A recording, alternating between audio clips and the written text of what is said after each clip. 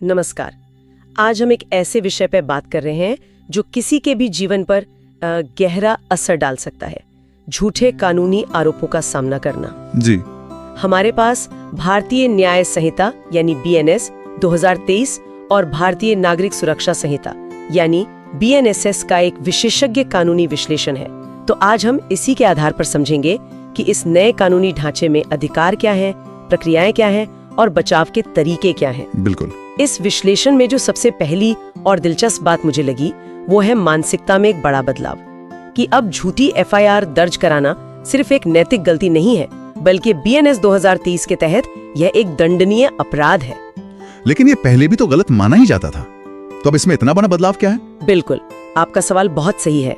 देखिए, पुराने IPC के तहत झूठी सूचना देना अपराध तो था, पर उसे अक्सर हल्के में लिया जाता था। हाँ। नए BNS में जो सबसे बड़ा दार्शनिक बदलाव है वो ये है कि इसे अब सिर्फ एक व्यक्ति के खिलाफ अपराध नहीं, बल्कि सार्वजनिक न्याय के खिलाफ एक गंभीर अपराध माना गया है। सार्वजनिक न्याय के खिलाफ अपराध, इसका मतलब क्या है? क्या इसका मतलब ये है कि अब सरकार या अदालत भी इसमें एक पीड़ित पक्ष है, सिर्फ वो निर्दोष व्यक्ति ही नहीं?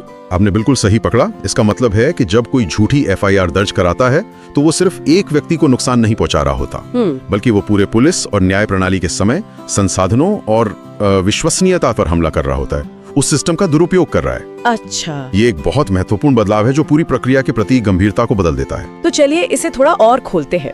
ये नए कानून झूठे आरोप लगाने वालों के लिए वास्तव में क्या बदलते हैं? वो कौन से कानूनी प्रावधान हैं जो अब ज्यादा मजबूत हो गए हैं? देखिए, सबसे महत्वपूर्ण है BNS की धारा 217, जो पहले IPC की धारा 182 हुआ करती थी, लेकिन अब इसे ज्यादा स्पष्टता दी गई है। ओके। इसके 3 मुख्य तत्व हैं, जैसा कि हमारे स्रोतों में साफ बताया गया है। पहला, किसी लोक सेवक यानी पब्लिक सर्वेंट को सूचना देना। दूसरा, ये जानते हुए कि सूचना झूठी है। और तीसरा, शायद सबसे जरूरी, इसका उद्देश्य किसी निर्दोष व्यक्ति को नुकसान पहुंचाना हो, इरादा गलत होना चाहिए। बिल्कुल। लेकिन यहाँ एक सवाल उठता है, अगर किसी ने गलती से गलत जानकारी दे दी लेकिन उसका इरादा किसी को फंसाने का नहीं था, तो क्या वो भी इस धारा के तहत आएगा? असल में गलत इरादा और गलती में कानूनी फर्क कैसे साबित होता है? ये एक बहुत महत्वपूर्ण सवाल है। कानून में मेंस रिया या गलत इरादे का सिद्धांत बहुत अहम है। BNS 217 तभी लागू होता है जब ये साबित हो जाए कि सूचना देने वाले को पता था कि वो झूठ बोल रहा है। हाँ। और उसका मकसद किसी को परेशान करना या नुकसान पहुंचाना था। अगर कोई अनजाने में गलत जानकारी देता है तो वो इस धारा के तहत अपराधी नहीं माना जाएगा। सबूतों के आधार पर अदालत ये तय करती है कि इरादा था या नहीं। ठीक है, तो इरादे का सबूत सबसे जरूरी है, और अगर इरादा साबित हो जाए तो सजा क्या है? इसके लिए कारावास, जुर्माना या दोनों का प्रावधान है। ये झूठी FIR के खिलाफ कानून का पहला और सबसे महत्वपूर्ण सेक्शन है। लेकिन इससे भी आगे एक और प्रावधान है जो और भी ज्यादा शक्तिशाली है, जिसे झूठा आपराधिक आरोप यानी फॉल्स चार्ज कहा गया है। ये BNS 217 से कैसे अलग है? क्या 217 सिर्फ झूठी सूचना देने के लिए है और ये झूठा आपराधिक आरोप लगाने के लिए? सुनने में तो एक जैसे लगते हैं। इनमें एक प्रक्रियात्मक अंतर है। BNS 217 तब लागू होता है जब आप पुलिस को कोई भी झूठी सूचना देते हैं, लेकिन झूठा आपराधिक आरोप का प्रावधान तब इस्तेमाल होता है जब कोई व्यक्ति जानबूझकर किसी निर्दोष के खिलाफ पूरी की पूरी आपराधिक कार्यवाही शुरू करवा देता है, ये जानते हुए कि इस व्यक्ति ने कोई अपराध नहीं किया है। अच्छा, तो ये ज्यादा गंभीर है। बहुत ज्यादा।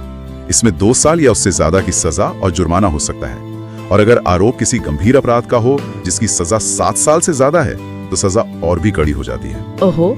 इसीलिए हमारे स्रोतों में से झूठी FIR के मामलों में सबसे ताकतवर हथियार कहा गया है। समझ गई।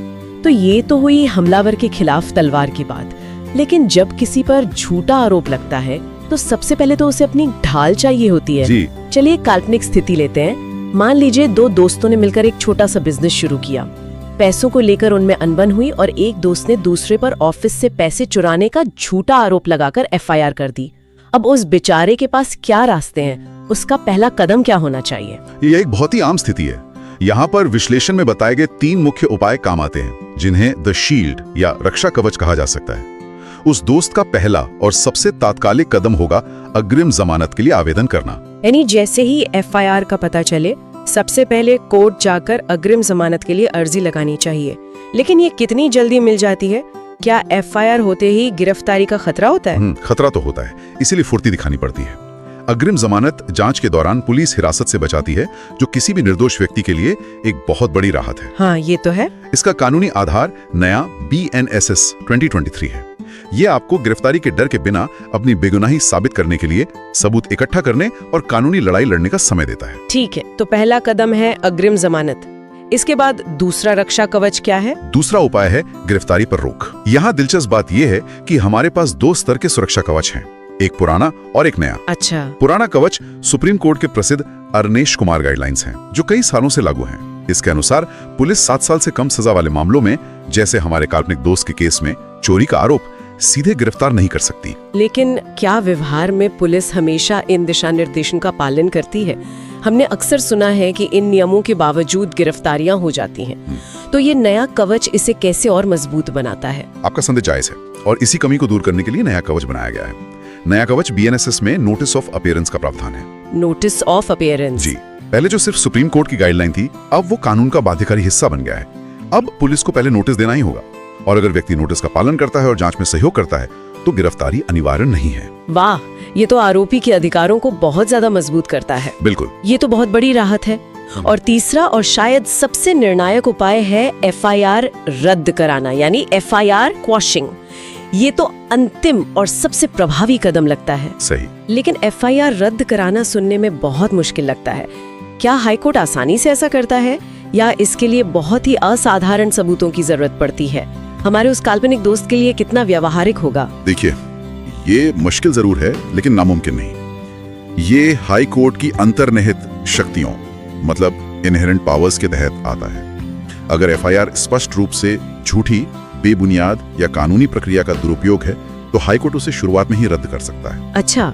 इसे समझने के लिए भजन लाल गाइडलाइंस का जिक्र जरूरी है, जो सुप्रीम कोर्ट का एक आधारभूत फैसला है। वो क्या है? वो कौन से आधार हैं जिन पे हाई कोर्ट FIR रद्द कर सकता है? विश्लेषण में इसके 3 मुख्य बिंदु बताए गए हैं। पहला, जब आरोप प्रथम दृष्टया यानी प्रीमा फेसी बेबुनियाद हो, मतलब FIR को पढ़ने से ही लगे कि इसमें कोई दम नहीं है। दूसरा, जब किसी दीवानी यानी सिविल मामले को जानबूझकर आपराधिक यानी क्रिमिनल रंग दिया गया हो। जैसे हमारे काल्पनिक उदाहरण में, वहाँ पैसों का लेन देन एक सिविल विवाद था, जिसे चोरी का आपराधिक मामला बना दिया गया। बिल्कुल सही। अगर वो दोस्त ये दिखा सके कि FIR पैसों के लेन देन के विवाद के ठीक बाद हुई, तो कोर्ट इसे सिविल मामले को आपराधिक रंग देना मानकर FIR रद्द कर सकता है। और तीसरा आधार है जब FIR साफ तौर पर बदले की भावना यानी मैलाफाइड इंटेंशन से की गई हो। ये साबित करना मुश्किल हो सकता है, लेकिन अगर आपके पास व्हाट्सएप चैट, ईमेल या गवाह हैं जो दुश्मनी साबित कर सकें, तो ये एक बहुत मजबूत आधार बनता है। तो ये तीनों उपाय मिलकर एक मजबूत शील्ड बनाते हैं। जी, एक बहुत मजबूत शील्ड। तो ये शील्ड वाकई बहुत मजबूत है। एक निर्दोष व्यक्ति को ये कानूनी प्रक्रिया की मार से बचा सकती है। लेकिन सिर्फ बचना ही काफी नहीं होता। जो मानसिक तनाव, समाज में बदनामी और पैसों का नुकसान हुआ, उसका क्या? क्या कानून उस व्यक्ति को कोई अधिकार देता है जिसने ये सब शुरू किया था? अब पलटवार की बारी है। हाँ, और यहीं पर दी स्वॉर्ड यानी तलवार की भूमिका आती है। बचाव के बाद अब आक्रमण का समय है। झूठी FIR करने वाले के खिलाफ भी 3 मुख्य रास्ते हैं: कानूनी शिकायत, मानहानि और हर्जाना। चलिए पहले रास्ते की बात करते हैं। कानूनी शिकायत कैसे दर्ज की जा सकती है? हमारे उस दोस्त को अब क्या करना होगा जिसकी FIR रद्द हो चुकी है? पहला और सबसे सीधा रास्ता है BNS सेक्शन 217 का प्रयोग करना। प्रक्रिया बहुत स्पष्ट है। क्या है प्रक्रिया? पहला कदम यह है कि पहले FIR झूठी साबित होनी चाहिए। ये या तो पुलिस की अंतिम जांच रिपोर्ट, जिसे क्लोजर रिपोर्ट कहते हैं, में लिखा हो, या फिर जैसा हमारे दोस्त के केस में हुआ, हाई कोर्ट के फैसले से यह साबित हो जाए। ठीक है, एक बार ये साबित हो गया कि FIR झूठी थी, फिर इसके बाद पीड़ित व्यक्ति उसी पुलिस थाने में या सीधे कोर्ट में उस व्यक्ति के खिलाफ शिकायत दर्ज कर सकता है जिसने झूठी FIR की थी। उसी थाने में? हाँ, फिर उस व्यक्ति पर BNS 217 के तहत मुकदमा चलेगा और दोषी पाए जाने पर उसे सजा होगी। ये एक मजबूत संदेश देता है। कानूनी शिकायत तो समझ आती है, क्योंकि ये सीधे तौर पर उसी अपराध से जुड़ी है। लेकिन मानहानि और हर्जाना, ये तो अलग तरह के मामले लगते हैं। क्या इसके लिए अलग से कोर्ट जाना पड़ता है, या प्रक्रिया कितनी जटिल है? हाँ, ये अलग प्रक्रियाएं हैं। मानहानि के लिए आप BNS के तहत एक आपराधिक मुकदमा कर सकते हैं। देखिए, झूठी FIR से न केवल कानूनी परेशानी होती है, बल्कि व्यक्ति की समाज में, परिवार में और उसके काम की जगह पर प्रतिष्ठा को भी भारी नुकसान पहुंचता है। इस नुकसान के लिए दोषी को सजा दिलाई जा सकती है। और हर्जाना, क्या ये मानहानि से अलग है? हाँ, ये अलग है और बहुत महत्वपूर्ण भी। हर्जाना हुए आर्थिक और मानसिक नुकसान की भरपाई के लिए है। ये एक सिविल मामला है। सिविल मामला, अच्छा। झूठे केस के कारण वकील की फीस, कोर्ट के चक्कर लगाने में हुआ खर्च, नौकरी या व्यापार का नुकसान और जो मानसिक तनाव और प्रताड़ना हुई उसकी भरपाई के लिए एक अलग सिविल सूट दायर करके मुआवजे की मांग की जा सकती है। तो ये सिर्फ न्याय पाने के बारे में नहीं है? बिल्कुल, ये हुए नुकसान की भरपाई के बारे में भी है। तो इन सभी जानकारी को मिलाकर देखें तो इसका क्या मतलब है? अगर हम अपने उस दोस्त वाले उदाहरण पर वापस आएं और इस पूरी चर्चा को समेटें, तो उसका एक आदर्श एक्शन प्लान क्या होना चाहिए था? विश्लेषण में दिए गए 5 चरणीय एक्शन प्लान को हम उस पर लागू कर सकते हैं। ये किसी के लिए भी एक गाइड की तरह काम कर सकता है। अच्छा। पहला और सबसे जरूरी कदम है, घबराए नहीं, शांति से काम लें, क्योंकि कानून आपके साथ है। घबराहट में अक्सर गलत फैसले हो जाते हैं। सही बात है। दूसरा कदम क्या है? दूसरा कदम है पुलिस से नोटिस ऑफ अपीयरेंस की मांग करना। BNSS के तहत ये अब उसका कानूनी अधिकार है।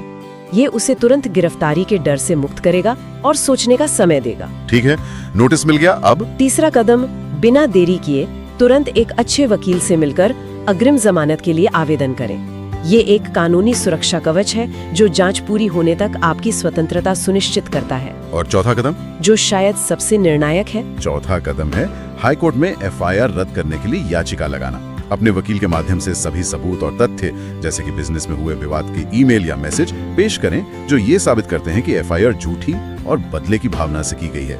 और अंत में जब ये सब हो जाए और वो निर्दोष साबित हो जाए, तो आता है 5वां और अंतिम कदम, पलटवार करें। This sword. हाँ, उस दोस्त पर जिसने झूठा आरोप लगाया था। BNS 217 के तहत आपराधिक मामला, मानहानि का केस और हुए नुकसान के लिए हर्जाने का सिविल सूट दायर करें। ये सिर्फ व्यक्तिगत न्याय नहीं है, बल्कि एक मिसाल कायम करना भी है, ताकि कोई और ऐसा करने की हिम्मत ना करे। बिल्कुल, ताकि भविष्य में कोई और कानून का इस तरह दुरुपयोग करने की हिम्मत ना करे। तो आज की चर्चा का सार ये है कि BNS 2023 के तहत झूठी FIR दर्ज कराना अब केवल एक नैतिक अपराध नहीं, बल्कि सार्वजनिक न्याय के खिलाफ एक दंडनीय अपराध है। सही। ये नया कानून न केवल निर्दोषों को शील्ड यानी ढाल प्रदान करता है ताकि वे खुद को बचा सकें, बल्कि उन्हें स्वॉर्ड यानी तलवार भी देता है ताकि वे पलटवार कर सकें और न्याय की मांग कर सकें।